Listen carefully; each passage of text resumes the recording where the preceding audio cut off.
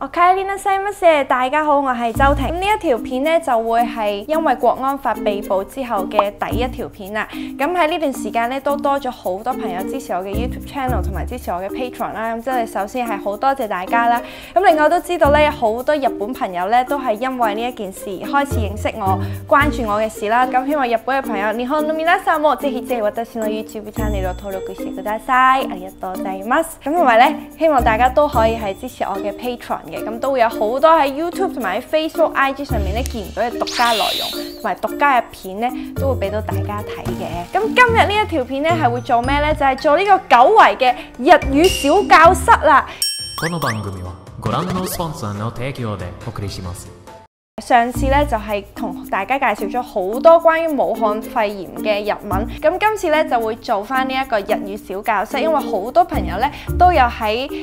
唔同嘅地方就同我講話好想睇翻我教日文啦，咁所以就即係雖然我嘅日文真係好半桶水嘅啫，我即係要做個利益申報，咁同埋咧我係冇讀過日文啦，冇考過咩 N1、N2 啦，全部都冇考過嘅，全部都係啲非常業餘同埋唔專業嘅日文，但係希望咧都可以同大家分享下同最近嘅時事有關嘅詞彙。咁所以今日嘅主題咧就係關於我俾人拘捕嘅呢一件事啦。就首先要提嘅一個字咧就係呢一個芝士牛肉飯啦。我都唔知點解呢個係我隔咗咁耐嘅一段時間第一次拍翻日語小教室，第一個要介紹嘅自己嘅係芝士牛肉飯啦。但係我都知大家咧最近都除咗好關心我之外，都好關心呢個黃之當嘅狀況。咁同埋我頭先見到佢啱啱出咗個 post 咧，就係佢去咗呢個 Sukiya 啦，就因為太多人排隊啦，所以佢食唔到呢個芝士牛肉飯。咁如果大家去到日本想食芝士牛肉飯嘅話咧，你點餐都唔可以話 this 啊 that 啊咁樣噶嘛，即係你都要講多個飯名噶嘛。大家都知牛肉飯咧就係牛當啦，就係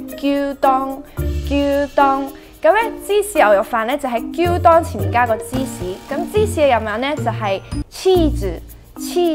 咁就係 cheese 牛當。cheese 牛當就係芝士牛肉飯嘅日文啦。咁呢個芝士牛當咧，除咗係真係解食嗰啲芝士牛當之外咧，喺日文其實有第二個意思啦，就喺日本嘅網絡用語入面咧，當你形容一位通常係講緊男性啦，男性係芝士牛當啊，或者佢係芝士牛當嘅面啊，即係話嗰個男性咧係可能係比較陰沉啦，俾人個感覺係比較宅男啲、毒男啲啦。咁日本同香港一樣，都有好多網絡用語嘅。呢啲網絡用語咧，可能過幾年或者甚至每一年咧都會不斷轉嘅。咁以前咧就住一啲陰沉嘅人咧，日本人就會話佢係一個好佢個性格啊，有個 term 嘅就叫做陰キャ啦。咁陰キャオタク咧就係講一啲性格好陰沉嘅宅男。而呢一個陰キャオタク後來就變成咗今日嘅呢一個芝士牛當啦。咁但係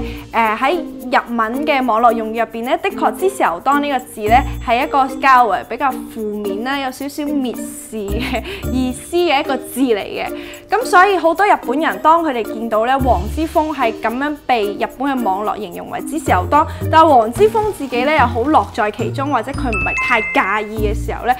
嗰陣我都見到好多日本網民咧都有讚佢係好大方嘅。的確喺日文嘅 context 入邊咧，佢未必係一個太好嘅字，所以如果大家咧亦身邊有一啲日本朋友咁樣咧，都唔好話成日去用到呢個字啦。即係我會覺得就係因為日本本身一啲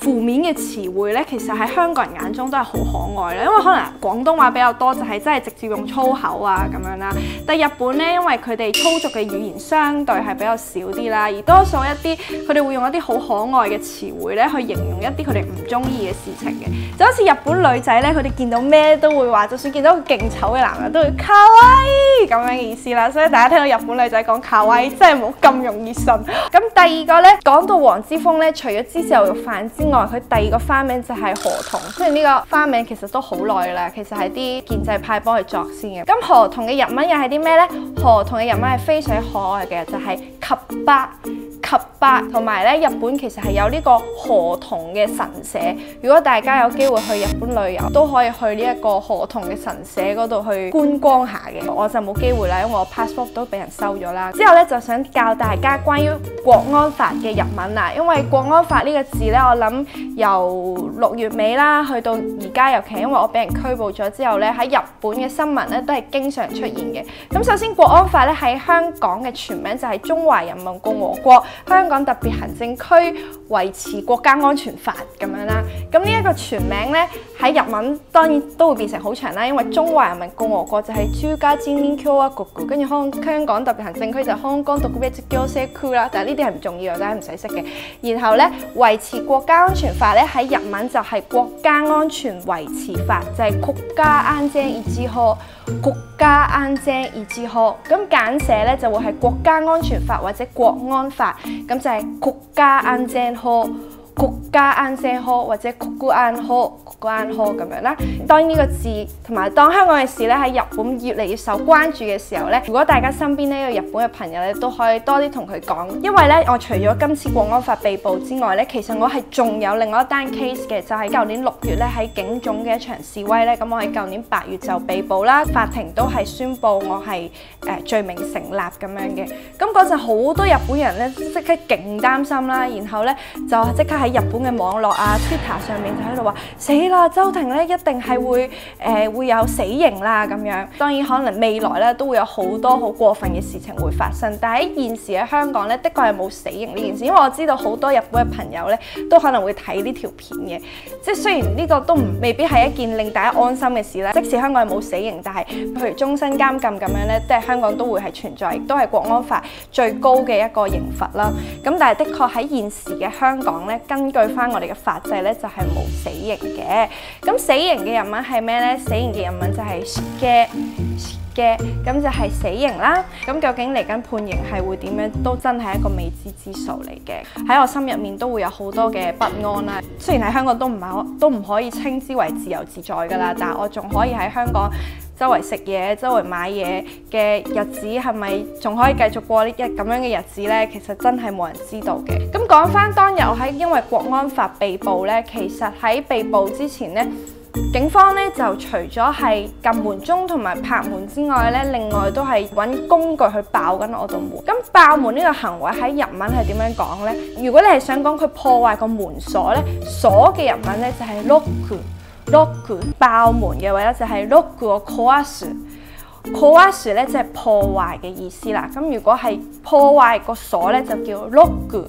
o壊。咁拘捕嘅日文係啲咩咧？就係逮捕。咁如果你話你係被拘捕咧，就可以話逮捕される、逮捕された。咁去到警署咧，就係被運到呢個臭格啦。咁嗰個拘留嘅呢一件事喺日文又點樣講咧？拘留喺日文咧用漢字去寫就係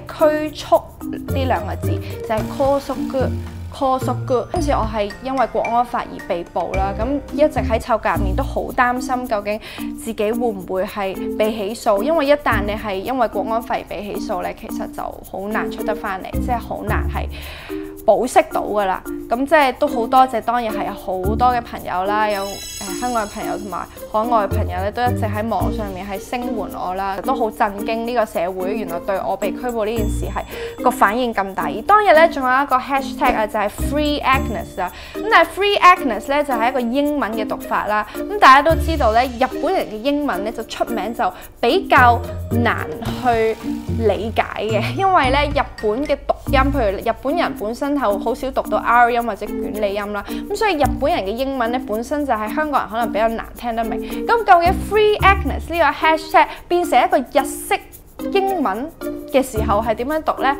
？Free 咧喺日文咧其實係冇一個 F 音，或者好多 F 音咧都會變成 H 音嘅，所以 Free Agnes 咧就會變咗 Free Agnes 啦。因為咧 Agnes 咧就會變咗4粒，比如 Agnes 啦，咁 Free 咧就會變咗 Free， 咁所以就變咗 Free Agnes。都好多謝嗰日係好多日本嘅人有聲援我啦，尤其係仲有好多日本嘅藝人咧，佢哋都有用呢個 hashtag 去到支持我嘅。日本藝人啦，其實係甚少去就住一啲社會事件，包括一啲日本本地嘅社會事件或者政治事件咧去表態嘅。以前咧其實都有試過，因為藝人係就住日本嘅社會事件去表達佢嘅反對聲音咧，而係不斷去被社會去到批評啊。咁仲有好多節目咧就喺度討論，究竟藝人咧應唔應該或者有冇權咧去就呢個社會事件發聲咁樣？你覺得 yes 定 no 咁樣？咁但係喺一個咁樣一個社會氛圍底下，都有好多嘅藝人係願意去為一件，仲要係喺外地啦，同日本完全冇關嘅地方去到發聲啦，喺 Twitter 講自己嘅意見，咁我都係覺得係非常之感謝嘅。仲想教大家一個日文呢，就係關於呢一個保釋啦，因為我最後呢係保釋出嚟啦，咁保釋當然會有一啲保釋條件，譬如我嘅保釋條件呢，就係2萬蚊嘅現金同埋18萬嘅人事擔保，即係總值20萬嘅一個擔保。保釋嘅日文就係保釋。咁保釋同埋釋放呢，其實兩個係一個非常之唔同嘅 concept 嚟嘅。咁保釋就係保釋，釋放呢就係釈放，好似兩個調轉咗咁樣讀啦。咁最後呢，就想回歸一個基本，就係想教大家究竟周庭呢一個名喺日文係點樣讀呢？頭先咧教大家個 hashtag 嘅時候就同大家講咗啦 Agnes 咧就係讀 Agnes。咁但係咧，如果你淨係喺日本咧去講 Agnes 呢個名，雖然可能有啲人會諗起我，咁但係其實日本咧仲有另外一個香港嘅 Agnes 係邊個呢？就係呢個陳美玲啦。因為陳美玲咧雖然係完全唔屬於我呢個年代嘅人啦，咁但係的確咧佢以前即係好耐之前就已經去咗日本發展啦，咁所以好多時候咧，你一講到香港人嘅 Agnes 咧，日本人都會諗起陳美玲，咁所以咧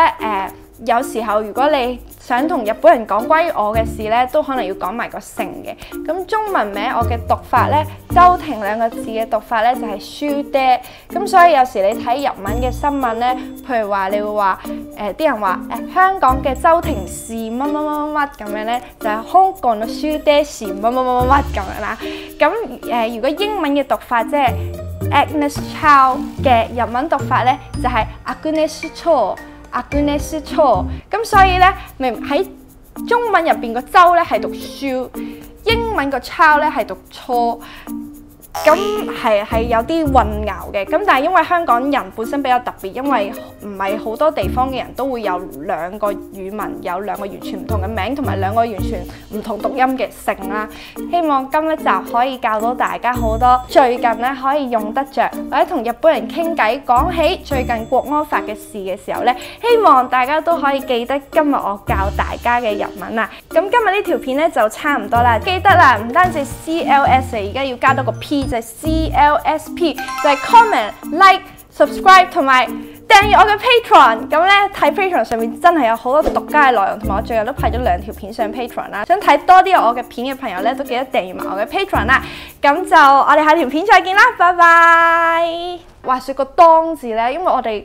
香港人都會讀當噶嘛，即係牛肉當啊。當其實係一個日文嘅讀法嚟嘅，然後我最近咧就查字典咧查到，原來嗰個當字咧喺廣東話咧係讀個揼字嘅，所以咧廣東話咧呢個飯係應該叫芝士牛肉揼啦，但係因為太難聽嘅關係，我都係講翻個當字。但係大家記住，原來廣東話佢真係唔係讀個當字，都唔係讀個井字，係讀個揼字嘅正音嚟嘅。係咪叫黃之揼啊？而家變咗？